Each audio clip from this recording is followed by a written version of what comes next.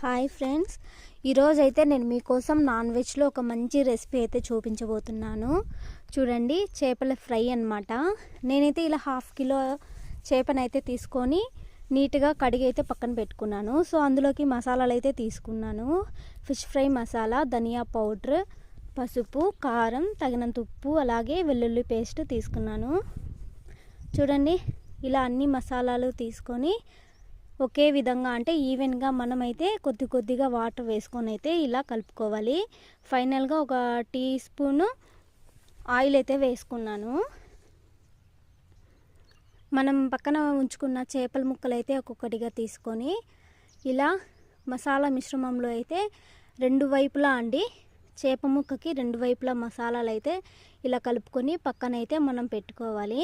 చూడండి, నేను చూపించిన విధంగా అయితే మీరు మసాలా మొత్తం చేప ముక్కకైతే పూసుకొని పక్కనైతే పెట్టుకోవాలి. తర్వాత వచ్చి నేను ఒక బాండి పెట్టుకొని ఆయిల్ అయితే వేడి చేసుకుంటున్నాను ఫ్రెండ్స్.